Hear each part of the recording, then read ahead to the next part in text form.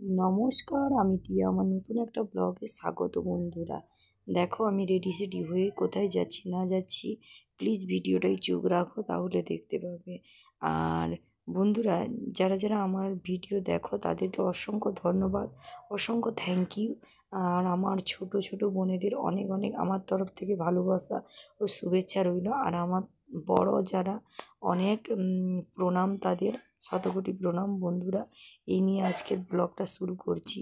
সব দিনই একই ভয়েস দিতে ভালো লাগে না, তবুও চাই আমি একই ভয়েস দিতে না, তবুও চেষ্টা করি আলাদা আলাদা করে দেওয়ার।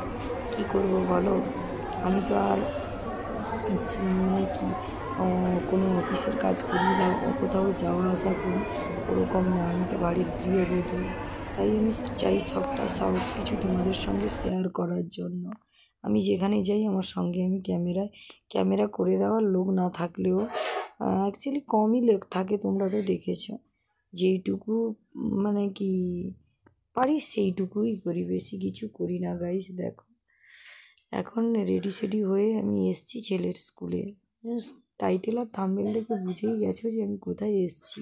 যারা যারা এখনও বোঝোনি বা জেনোনি, জেনে নাও আমি কোথায় এসছি। আমি এসছি ছেলের স্কুলে এসছি। এটা হলো রামকৃষ্ণ মিশন শিক্ষা তীর্থ। এটা হলো লছুয়ার খড়াই মোড় যেতে রাস্তায় পড়ে। ওই স্কুলে আমার ছেলে পড়ে, ক্লাস 2তে পড়ে।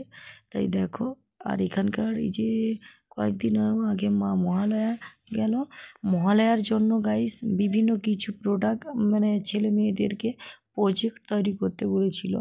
প্রজেক্টের ভিত্তিতে এইখানে যেগুলো খুব সুন্দর আঁকা হয়েছে, তাই সেইগুলো এইগুলো কিছু কিছু শো করার জন্য এরকমভাবে স্টিকার দিয়ে ব্যারিকেডের ভিতরে টাঙানো হয়েছে। অ্যাকচুয়ালি যাদের যাদের ফটোগুলো বেশি সুন্দর হয়েছে তাদের এইখানে এই বোর্ডটার ভিতরে চিপকে দেওয়া হয়েছে আর কি। আর এটা দেখো স্কুলের রামকৃষ্ণদেবের পুরো ইয়েটা, মোড়টা এইখানটায় পুরো। এগুলো কি প্রতিদিন যারা স্কুলে থাকেন, মানে যে ছাত্ররা হোস্টেলে থাকে, ছাত্রীরা হোস্টেলে থাকে, পুরো শো ক্লাসটা পুরো এইখানটায় তুলে ধরা হয়েছে। খুব সুন্দর দেখো গাইস। আর সবাইকে বলবো অনেক অনেক অনেক থ্যাংক ইউ। আমার এখন ভিডিও দেখছো যারা বা দেখো যারা, আর এই স্কুলটা যারা চেনো তারা কমেন্টে জানাবে কিন্তু। আর এই যে দেখো আমার ছেলেকে সঙ্গে দেখা হলো, ছেলের সঙ্গে কয়েকটা কথা বললাম। বলছে মা আমাকে বাড়ি নিয়ে যাবে তো? আমি বলছি না বাবা, স্কুলে ছাড়বে না, ওরকম সিস্টেম নেই স্কুলে যে তুমি হট করে চলে গেলে বাচ্চাকে নিয়ে চলে আসবে, ওরকম সিস্টেম নেই।